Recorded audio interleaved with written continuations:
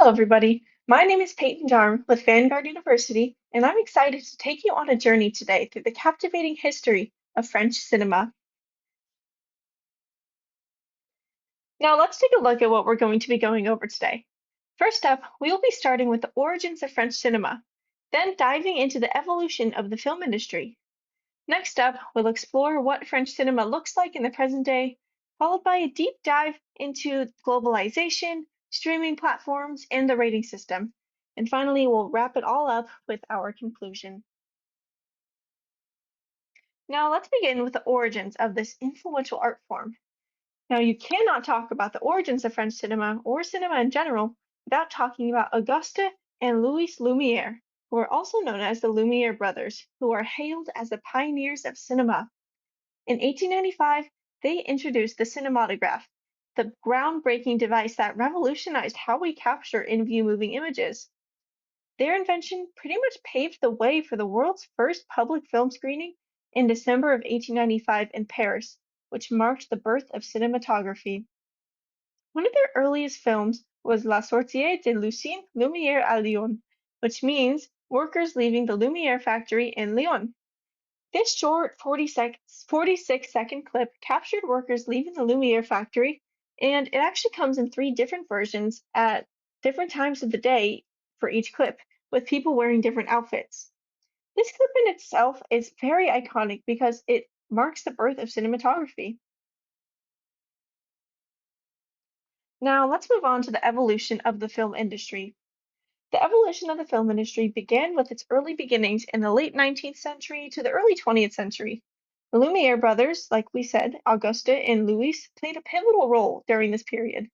Now, they made several dozen films and inventive film narratives, including comic and gag movies, where their contributions laid the foundation for the development of cinema as an art form.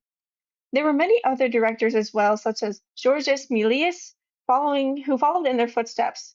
Méliès was known for his innovative use of special effects and fantasy storytelling. He was actually one of the first filmmakers to explore the possibilities of cinematic techniques such as stop motion animation and double exposures, ideas that we still see today.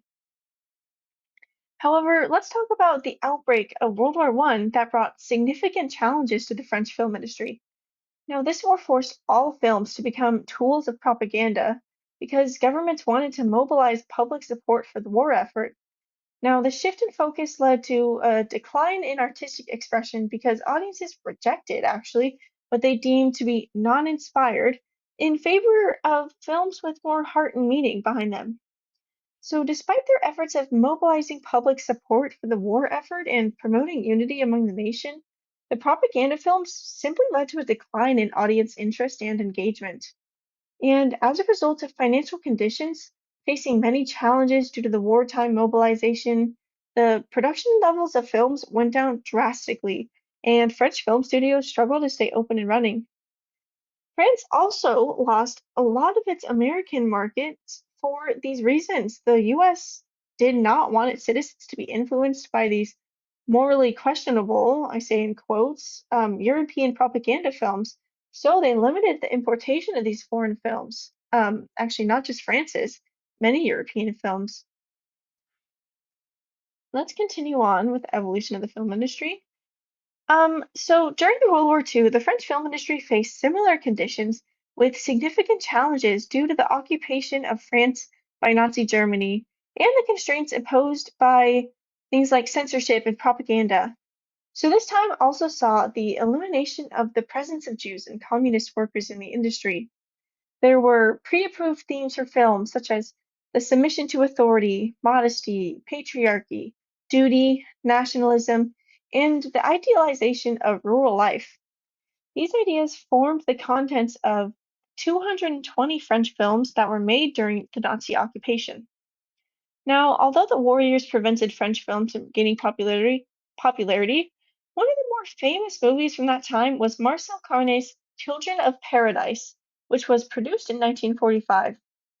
Now, this timeless Parisian classic is a romantic movie that was set in the 19th century about a love story of a courtesan and four men who were pretty much surrounded by the Parisian theater. This is known widely as as one of the greatest achievements of French cinema, and it remains a beloved classic to this day. Furthering on, in this post-war period, French cinema experienced a true golden age. This era was a resurgence of creativity and innovation as filmmakers emerged from really what was a shadow of war and explored new artistic directions. There were film directors such as Jean Renoir and Marcel Carné, as mentioned before, who created many iconic films during the golden age of French cinema, such as that you see on the side here in this slide, Jules et Jim and Diva. So our exploration of the evolution of the French film industries continues with a closer look at the French New Wave. So the French New Wave represented you could say, radical departure from traditional filmmaking conventions. There were filmmakers such as Jean-Luc Godard, Francois Truffaut, and Eric Rohmer who spearheaded this movement, challenging cinematic norms with their very innovative approaches. This era was also characterized by new ideas like experimental techniques of nonlinear narratives and a renewed focus on realism. Filmmakers embraced also new things such as handheld cameras, jump cuts, and location shootings to capture the spontaneity of life, which was very popular in French culture. So during the 1970s and 80s, directors began to really assert a greater control over their films, which led to a surge in creative experimentation and exploration. And this period was characterized by a spirit of innovation where filmmakers would push the limits of storytelling and also visual aesthetics to new levels, especially with new cameras and equipment of the new age. So let's move on to present day. Now, so our attention is now on the vibrant landscape of present-day French cinema. The informal term Gollywood was coined in 2002, and although it's not widely known, it's still an interesting thing I thought to put in here and note because of how influential America's Hollywood is. You see many different countries who are um, coining this term or making their own, like Bollywood. But one of the most popular genres in French film is actually comedy. There were a lot of filmmakers who explore themes of humor and satire, and also drama films are very popular. So in 2021 alone, its cinema produced a remarkable 340 feature films, which showcase the industry's productive output and creative energy. So in 2023, Gollywood really started to make a name for itself on the world stage by creating 220 new French films that hit the global market. So it was clear from this that the industry was gaining a lot of traction and winning over audiences worldwide. And it's important to not pass up the numbers. French cinema raked in a whopping 94 million euros in sales revenue in 2022, which shows just how strong they've become in the super competitive film market. So, in a financial review article I found, it states that the films resonating with audiences in France often blended into Hollywood style storytelling with French sensibilities, which reflect the industry's ability to adapt and innovate. There were iconic locations such as Paris and Cannes that have emerged as renowned filming spots, which attract filmmakers from around the world. All different countries shoot in France. It's a very popular place. There are also many famous actors in notable movies such as um, Marion Cotillard and the 2001 film Amelie. So moving on, as we look to the globalization of French cinema, one of the pivotal events that propelled the industry onto the international stage is the Cannes Film Festival, which is actually taking place March 14th of this year, 2024, which you should definitely tune into. But this film festival was established in 1946. Cannes is renowned as a premier platform for celebrating cinematic experience. The festival takes place over 12 days, including screenings, premieres, and red carpet events. And Cannes attracts filmmakers, actors, and cinephiles from all around the world. French cinema has a formidable presence at Cannes, having won 7 Palme d'Or awards to date, which places it actually second to the United States, who has 13 awards. So, some notable movies are the movie Anatomy of a Fall, which got this prestigious Palme d'Or award at last year's Cannes Festival in 2023, and it solidified the country's status and the movie's status as one of the industry's most esteemed honors.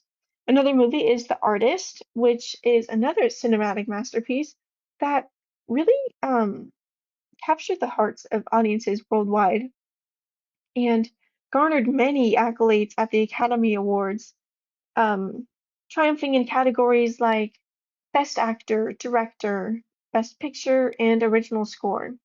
So, overall, in total, the French film industry has amassed an impressive tally of 345 award nominations and 95 award winners, which truly just underscores its enduring legacy.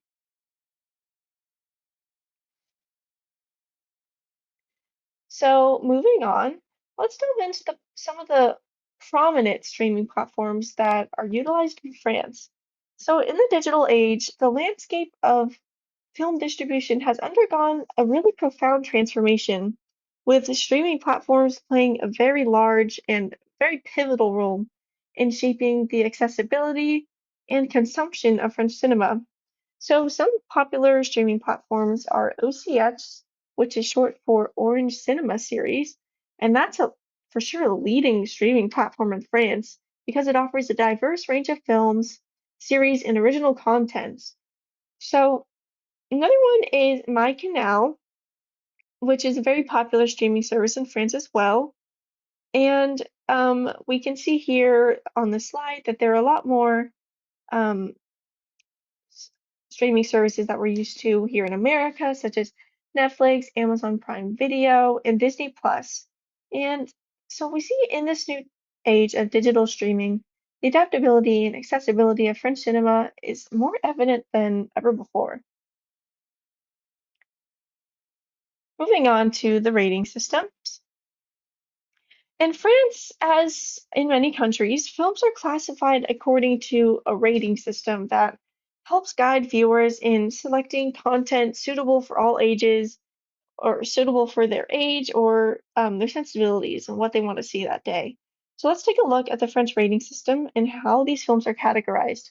So there's films that are rated TP, which stands for Tout Publics, and these are films deemed suitable for all audiences and all ages, and which this is equivalent to the MPA's G or PG ratings.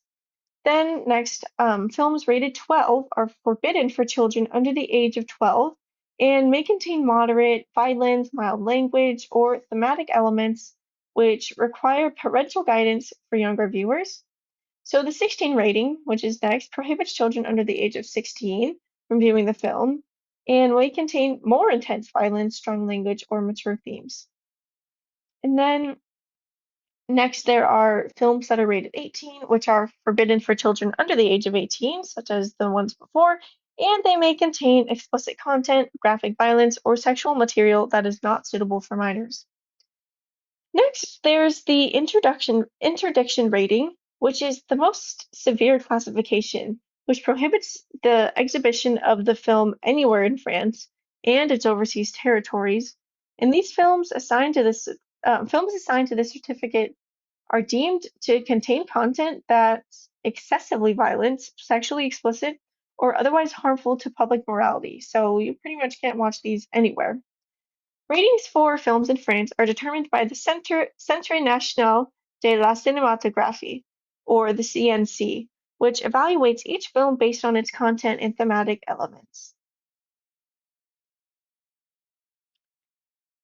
So, to conclude our presentation today on the French film industry, it's important to note that the French film industry has experienced an extraordinary amount of growth, from being the birthplace of cinema to the host of the biggest film festival in the world, which is actually the most publicized event second to the Olympics, it's been influenced by many factors like technology, culture, the economy, and government policies, all which affect its growth or its decline.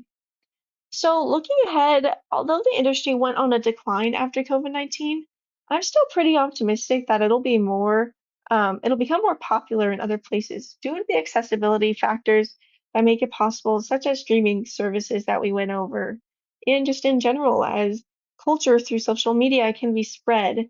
So, yeah, I'm very excited to see where the French film industry goes from here on out. Merci beaucoup for watching. I hope you guys had a great time learning about this. Thank you so much.